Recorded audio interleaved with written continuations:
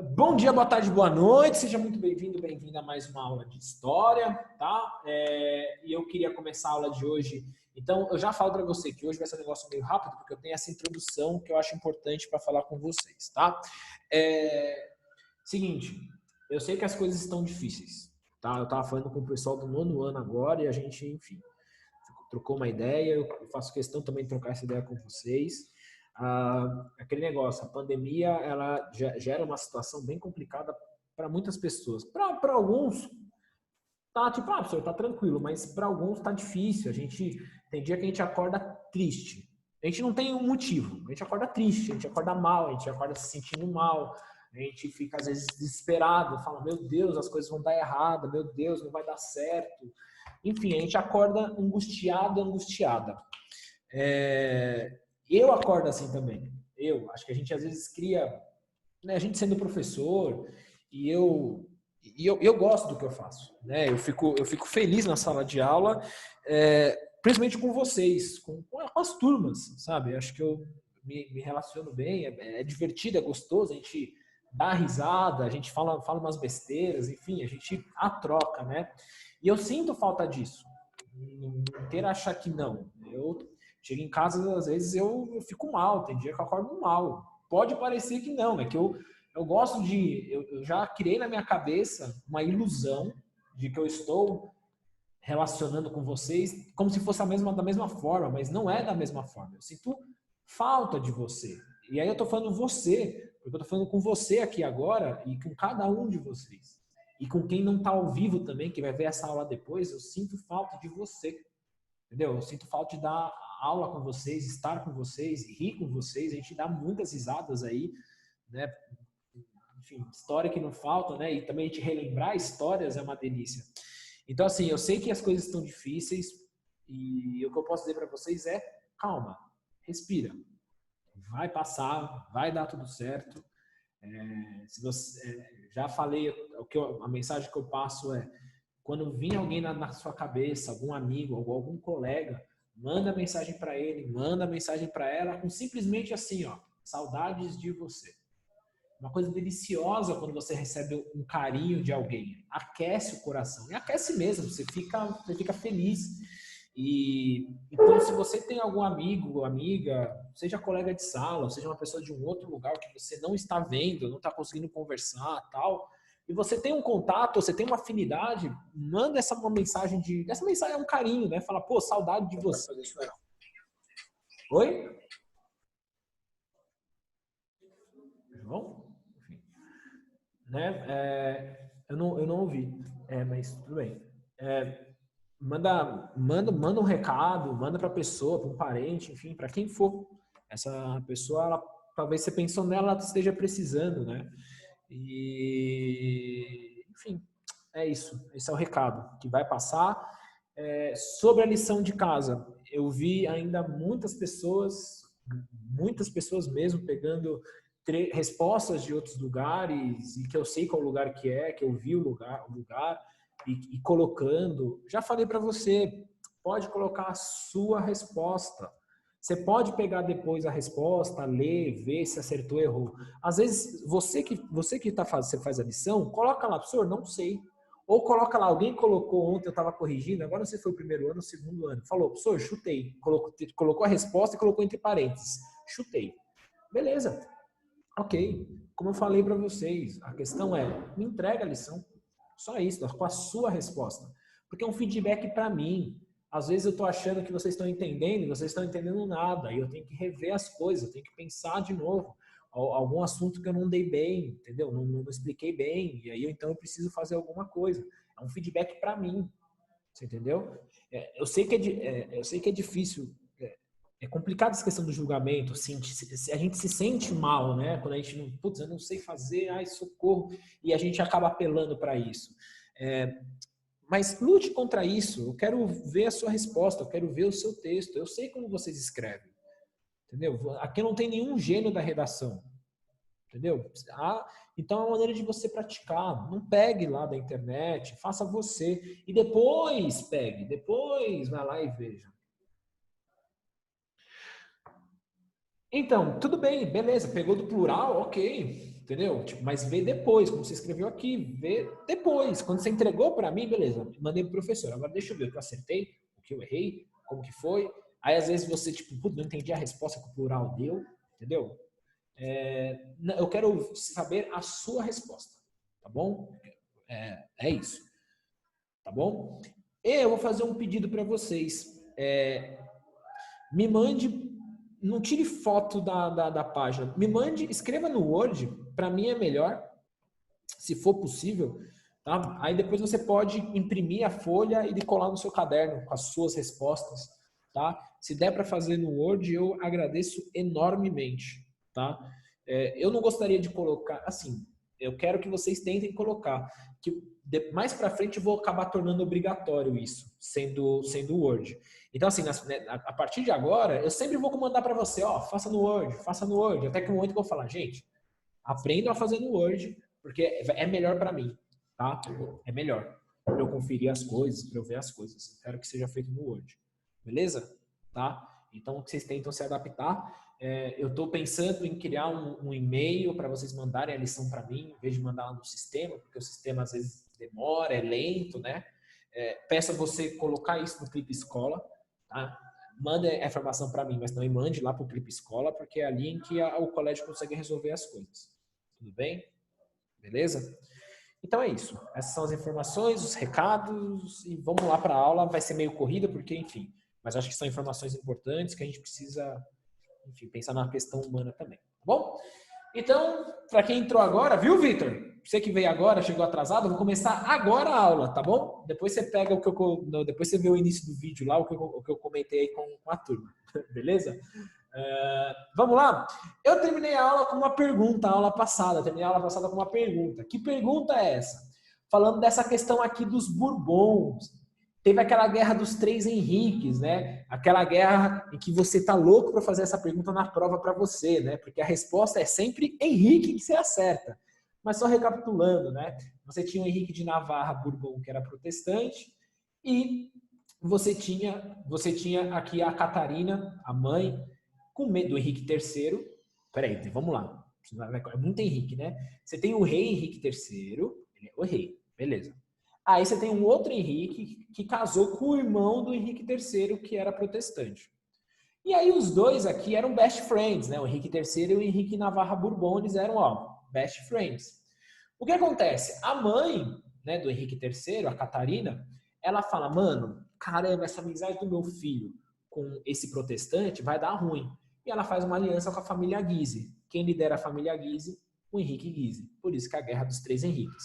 O rei, que tinha aliança, afinidade com outro Henrique, que era protestante, e aí a família Guise fala, não estou gostando disso, vou brigar, lembrando que a família Guise é católica.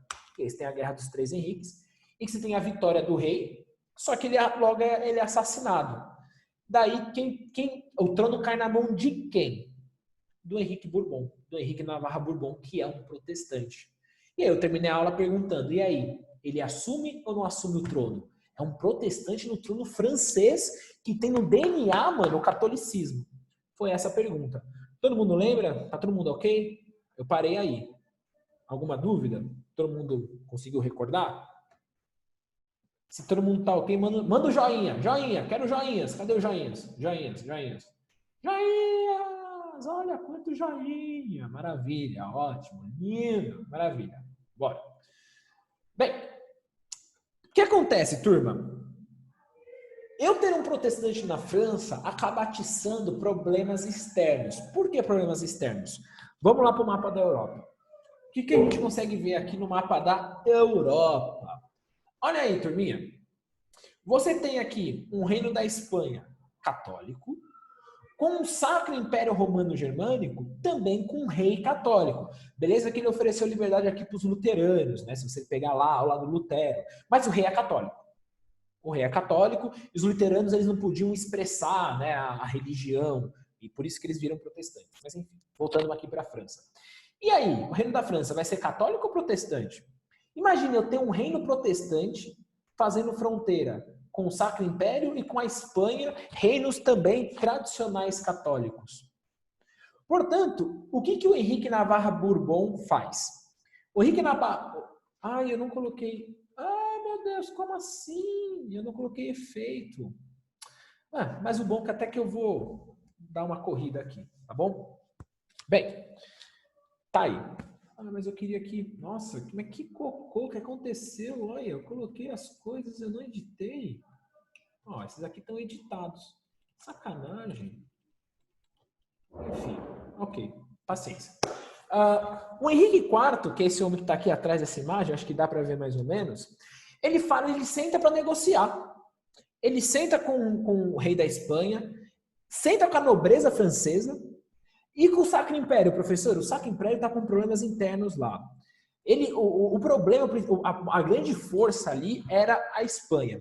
Então o Henrique fala, mano, e aí? O que vocês querem que eu faça para que eu assuma o trono francês? E aí, vamos conversar. Isso antes dele assumir, gente. Antes de assumir o trono. E aí a nobreza e a Espanha fala, você virá católico. Larga aí o protestantismo e assuma que você é católico. Aí beleza, aí a gente libera você. Bem, o Henrique IV não pensou muito. Ele falou, beleza, assumo. Virou a casaca. Virou. Assume ser católico. Larga o protestantismo. Mas assim, gente, pensa comigo. Pensa comigo. É a mesma coisa, chega um corintiano e fala, não torço mais pro Corinthians, eu torço pro Palmeiras. Sabe, tipo, como assim, velho? Ele trocou. Você vai confiar, né? Esse cara é corintiano mesmo? Não, o cara era palmeirense. Virou corintiano. Esse cara é corintiano mesmo? Você fala, esse cara não é corintiano, mas nem ferrando. Então, teve a sensação que você teve aí, tipo, é isso que aconteceu. Mas foi uma atitude o seguinte, para não ter guerra, para acabar com as guerras, acabar com problemas. O Sacro Império Romano Germânico estava com problemas internos. A Espanha estava tendo constantes derrotas, conflitos e problemas também. Então, assim, ele foi pro caminho da política. Ele falou, mano, não quero guerra também, não quero problema. Já teve lá a noite de São Bartolomeu, muito sangue já derramado. Não, beleza, sou católico. Como está aqui escrito, né, ele abre caminho para o fim das guerras de religião. No entanto, o que acontece em 1598? Assina o Edito de Nantes. O cara, entendeu? É católico, é um ex-protestante. Olha o que ele garante para os protestantes. Liberdade de culto. Liberdade de culto. Os protestantes vão poder, então, os calvinistas na França, lembra o nome lá, aquele nome bonito dado para os calvinistas na França, que vai ser o nome de um dos meus filhos? Huguenote. Lembra? Vem cá, Huguenote, vem cá. Coisa linda do papai. Huguenote, certo?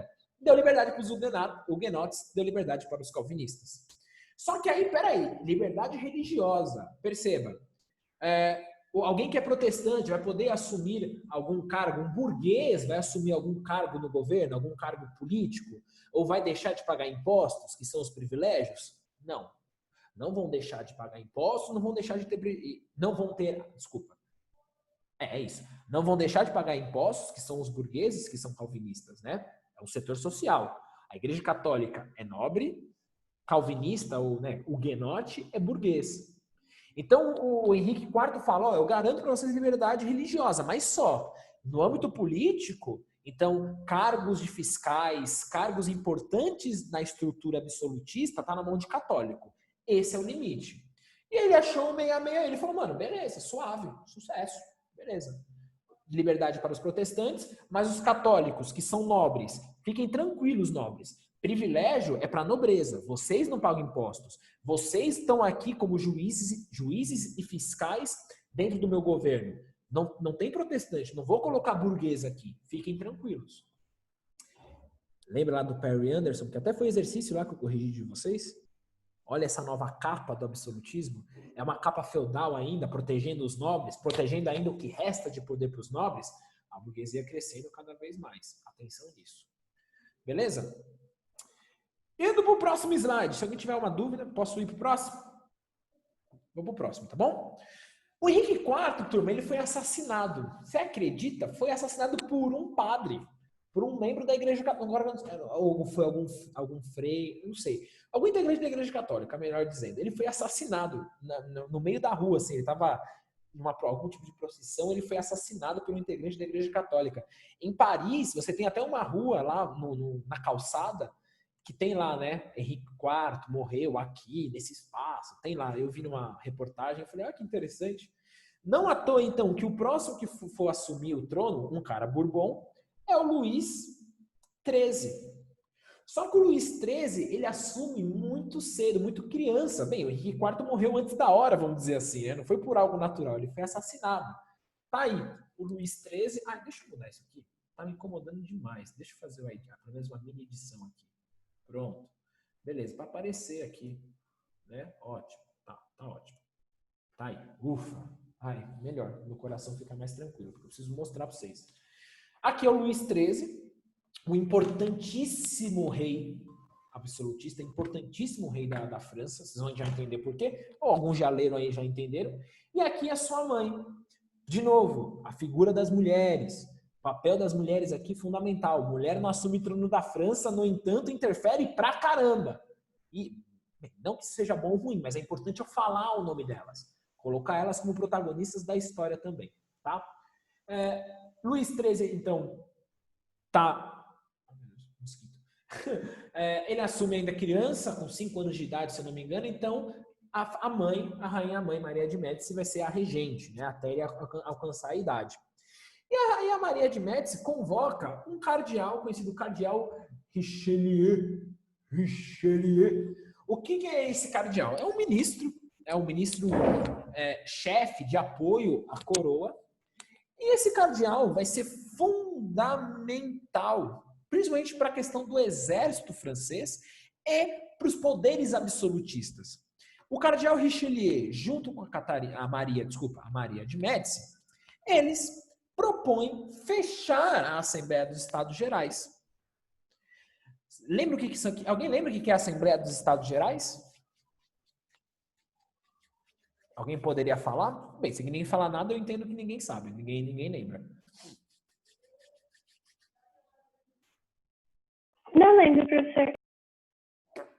Não é meio que um parlamento com vários nobres que decidem alguma coisa? Não vários nobres, mas representantes do primeiro, segundo e terceiro estado. Dos 3 estamentos. Clero, nobreza e povo. Certo? Só que, bem, as decisões internas lá, depois, quando eu falar de Revolução Francesa, eu explico para vocês, tá bom? Mas era isso.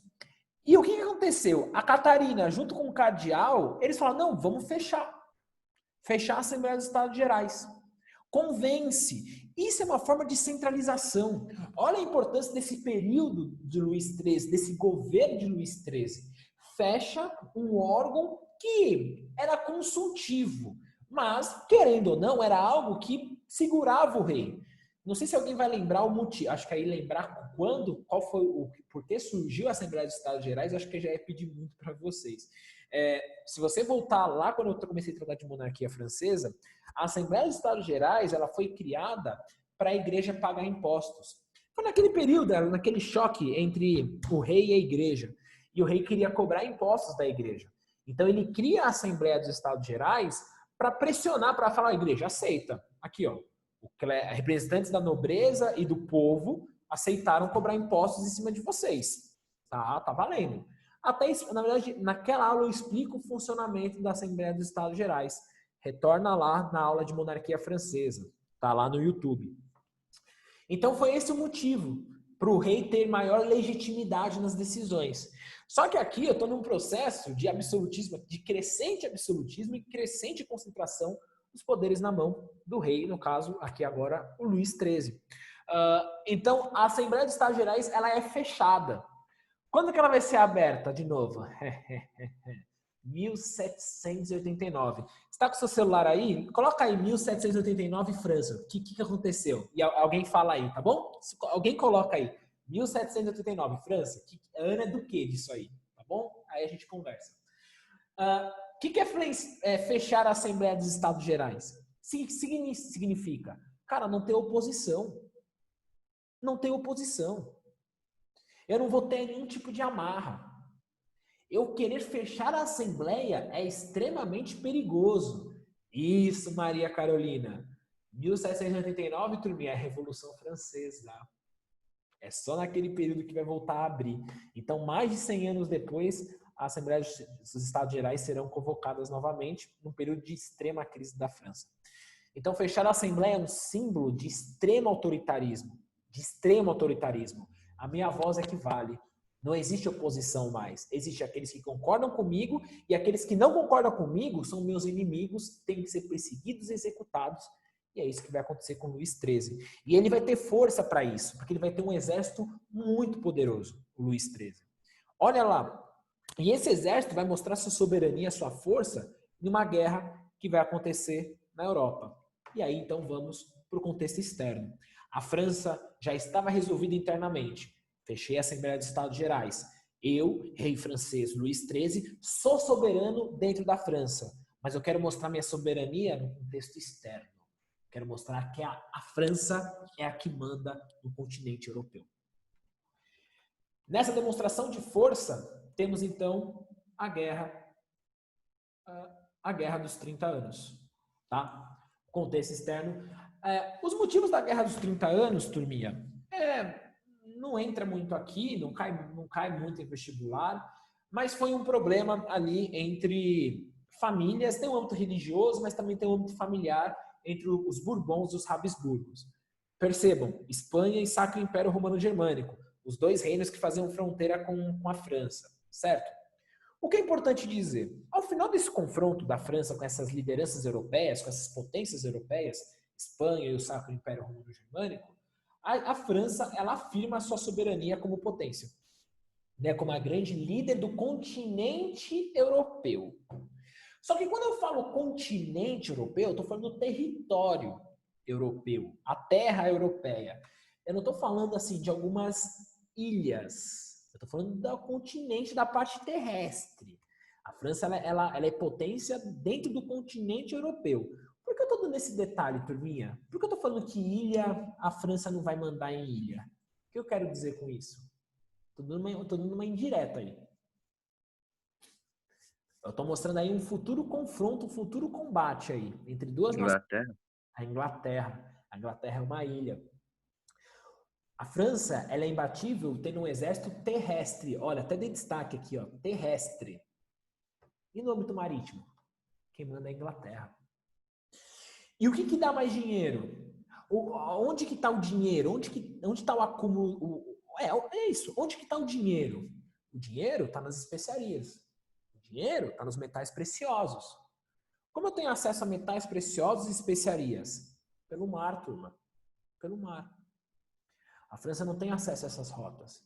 Muitas das guerras que a França ela faz, após a Guerra dos 30 anos, são guerras que não dão lucro, não. Porque, de novo, o que há de valor e mais precioso nesse período é especiaria e ouro. E você não encontra mais especiaria e ouro na Europa. Os recursos de metais preciosos na Europa caíram. Então, quem domina os mares, quem domina as rotas marítimas, domina o que é de maior valor. E aí começa o choque. Por isso que eu falo que, quando eu falo continente europeu, eu sei que a Inglaterra faz parte do continente. Mas nesse período aqui, a Inglaterra está à parte. Eu sou outra coisa.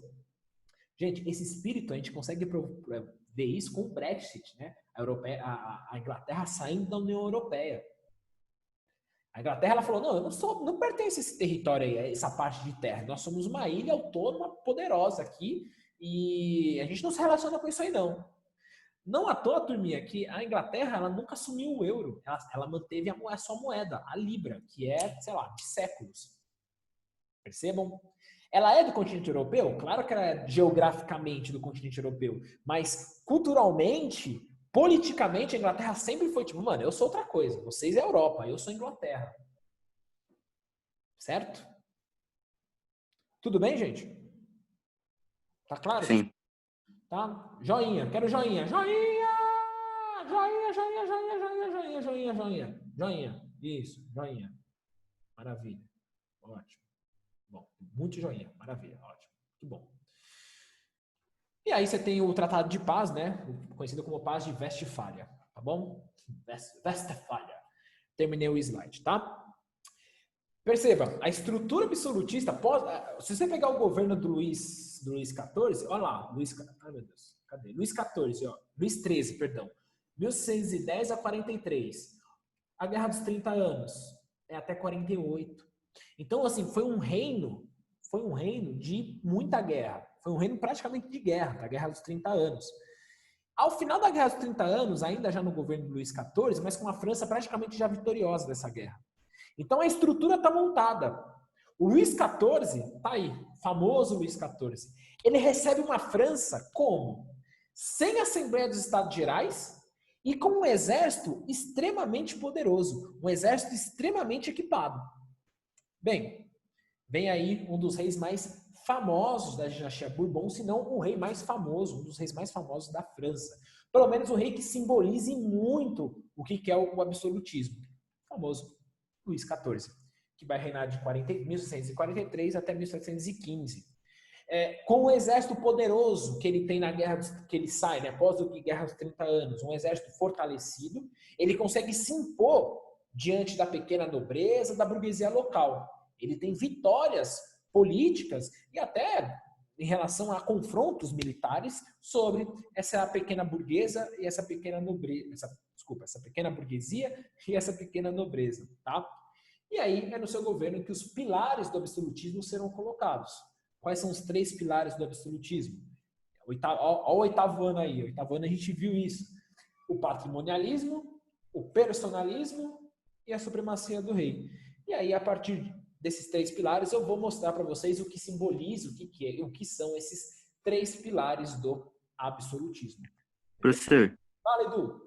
a supremacia do rei, ela começou mais aí mesmo ou já tinha um pouco antes? Tinha. É que o Luís XIV, Edu, é o início de um auge, então assim, de um platô, como dizer assim, eu tô no auge. Beleza? E vai ser o início do declínio também, mas segura, mas é o auge. Então, é o período em que o rei terá mais supremacia, vamos dizer. Beleza? Porque não tem mais Assembleia dos Estados Gerais, né? Não tem mais Assembleia dos Estados Gerais. Tá? Patrimonialismo, gente. Patrimonialismo é o seguinte, não existe bem público. O bem é do rei, pertence ao rei. O Estado é o rei. Todo símbolo do governo terá a figura do rei. E todo tipo de construção, ponte, palácio, pertence ao rei. Então, você tem uma mistura entre público e privado. Acho que é importante, se quiser colocar aí, o patrimonialismo, você tem uma mistura entre o que é público e o que é privado. Porque aquilo que é público é do rei, não é do povo, é do rei. Então, patrimonialismo é isso, essa mistura entre o público e o privado. Porque aquilo que é público pertence ao rei. Logo, não é público, é privado. Entendeu? Beleza? O grande exemplo de patrimonialismo aí é o Palácio de Versalhes. Olha o tamanho disso, gente. Olha a imponência onde o rei mora, em Versalhes, né? Olha a imponência disso. Não é à toa, né? Não é à toa, para mostrar o patrimônio do rei, mostrar a força do rei. Certo? Voltando aqui, o famoso Jardim de Versalhes. O Jardim de Versalhes, se um dia você for para Paris, assim, tem que ir para Versalhes. Quando eu for para Paris, eu vou para Versalhes com certeza visitar. Né? Esse palácio, o famoso Jardim de Versalhes, né? Olha isso, gente. Olha a imponência disso, olha a grandeza disso. É onde o rei também deixava os nobres morar, né? Para o rei ficar bem próximo dos nobres, para ter controle dos nobres. Porque lembrando, né, são os nobres que aplicam a lei do rei em todo o território. Então, tá aí, patrimonialismo é aquela questão, não existe público e privado, é tudo do rei, certo? O personalismo, esse quadro é maravilhoso, sabe por quê? Porque o quadro, todos têm a cara do Luís XIV, todos têm a cara do Luís XIV. O artista, ele fez isso, de maneira proposital. Todos têm a cara do rei, o rei é um ser onipresente, ele está em todos os lugares, todos os lugares. Mostra também o rei como um deus, né? Os deuses gregos, né?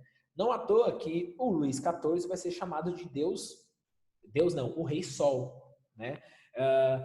Tudo gira em torno dele, o Sol está no centro do universo. Olha aí as consequências do renascimento cultural, né? Já garantem, né? Já creem cientificamente que o Sol é o centro do universo, não mais a Terra. Beleza? Olha a questão aí, olha as questões que podem cair, né?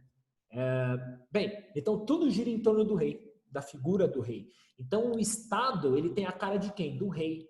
Então o governo faz aquilo que o rei quiser, é a personalidade dele, personalismo. Né? As ações do governo francês vão estar pautadas na vontade do rei, da persona do rei, da sua personalidade. Por isso que é um Estado, um governo personalista. Beleza? Isso é personalismo. Tudo gira ao redor do rei. Né? Acho que o melhor símbolo disso é o fato dele se considerar o rei sol, né? Tudo ao seu redor. Tudo ao redor da sua persona, da pessoa do rei. Beleza? Para finalizar, o grande símbolo da supremacia do rei é Versalhes, né? O palácio não, né? A prisão de Versalhes. Ah, não. Ai, meu Deus. Versalhes. Ai, Jesus. A Bastilha, perdão, desculpa. Versalhes é o palácio em que o rei mora. Aí a Bastilha mostra a supremacia do rei em que qualquer um era preso. Qualquer um. Basta o rei ter vontade, ele perseguia, prendia, não precisava ter provas, nenhum tipo de evidência. Certo? O símbolo de supremacia do rei era a Bastilha. Tudo bem? Nessa dinastia, né? Nessa dinastia não, mas nesse reino, né, dos Bourbons, olha a força do Bourbon, olha a força do Luís XIV. O exército ele tem 500 mil homens, é o exército mais poderoso, o exército terrestre, o exército mais poderoso de toda a Europa. Só que como eu falei já para vocês, antecipei, as guerras elas não dão lucros, né? Se a guerra não dá lucro, como que o rei consegue dinheiro, turma? Aumentando o imposto. E aí eu peço desculpa se eu for muito rápido aqui, porque eu só tenho 5 minutos e eu quis trocar aquela ideia com vocês, eu acho que é mais importante. Então, desculpa se eu for meio rápido aqui, se você não conseguir copiar, tá bom? As guerras não dão lucro. Então, como que o rei garante lucro? Aumentando os impostos. Só que só quem paga impostos dentro da França? O terceiro estado. Só o terceiro estado paga impostos. Lembrando para você, quem é o terceiro estado? É a burguesia, é o camponês, é o operário, é todo mundo menos nobreza e clero. Todo mundo menos nobreza e clero é o terceiro estado. Só que o rei percebe o seguinte, cara, só cobrar impostos do terceiro estado não vai rolar. Então, o rei propõe a isenção do principal privilégio da nobreza. O fim do principal privilégio, o que é? Os impostos. O fim da isenção fiscal. A nobreza começar a pagar impostos. Isso aí, a nobreza fala, eita, que negócio é esse, cobrar imposto da gente? A nobreza não quer pagar imposto, certo? E tem um outro, então ele tem um fator, uma ação que impacta a nobreza. Além da burguesia, só que ele vai, por causa do aumento dos impostos, só que ele vai fazer uma coisa pior para a burguesia, que é acabar com o Edito de Nantes. Lembra o que é o Edito de Nantes? Ele vai proibir a liberdade de culto para os protestantes. Vai dar liberdade de culto somente para católicos. A frase do Luís, né? Um rei, uma lei e uma fé. Né? Um rei, uma lei e uma fé. Qual que é o grande problema disso? Quem é calvinista, turma, ele pertence a qual setor social mesmo? Quem é calvinista ou quem é huguenote, qual setor social que é? Alguém lembra?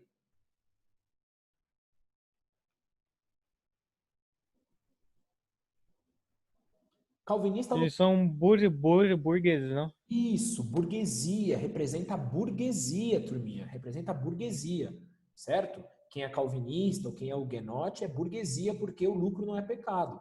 Ora, o que acontece? Quando o Luís XIV tira o Edito de Nantes, então ele fala, não, agora quem é calvinista, né, não vai poder ter liberdade de culto na França, olha o que os burgueses fazem, ó. Vão embora. Importantes, a emigração, então a saída de importantes burgueses. O que o comerciante leva com ele, turma? Se ele for embora, o que ele leva junto? Dinheiro. É dinheiro indo embora da França. Porque eu tô indo embora, vou para outro lugar que aceite, então ele vai embora, leva todas as suas economias. É menos arrecadação de imposto.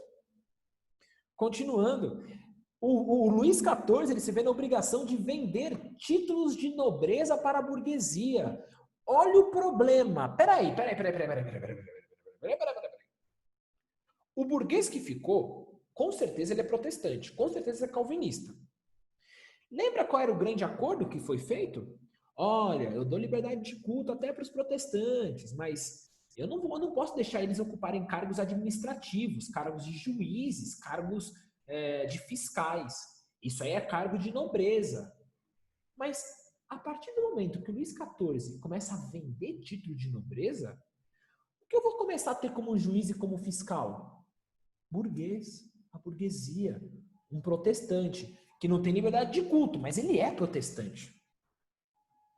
A nobreza fica enfurecida, fala, meu, que coisa é essa? Esses caras aí não são nobres de verdade, não são nobres de sangue. Luís XIV, ele fala, não, é nobre, tá aí, ó. Então começa a entrar gente no segundo estado que na verdade é burguês, mas que comprou o título de nobreza. Estão percebendo o problema aqui que vai ter? É burguesia na política. É burguês na política. E nobre fala, mano, não pode ter burguês na política. Só que ele não podia fazer nada, né? A nobreza. Porque olha o exército do Luís XIV. E aí, o que vai acontecer? Luís XIV morre com uma França já em crise, em frangalhos, né? Problemas econômicos, dinheiro indo embora. Vem Luís XV, que assume com 5 anos. Quando Luís XIV morre, assume Luís XV e a alta nobreza assume o cargo de regente. Já que eles estão como regentes, o que eles voltam? Os privilégios, o aumento de impostos em cima da burguesia. Luís XV ele termina seu reino falando o seguinte, depois de mim, o dilúvio. A França ela está numa crise econômica ferrada, um problema econômico gigantesco. Estamos abrindo as portas para a Revolução Francesa. Se alguém tiver alguma dúvida, vai acabar o vídeo, eu entro de novo e tiro a dúvida, porque foi muito rápido as coisas, tudo bem? Mas aí, se ninguém tiver dúvida, tchau. Mas se alguém tiver, fica, tudo bem? Eu vou entrar de novo, aí você entra de novo, tá bom? É isso, turma. Valeu. Tá? Eu aguardo. Tchau, professor. Tchau, tchau.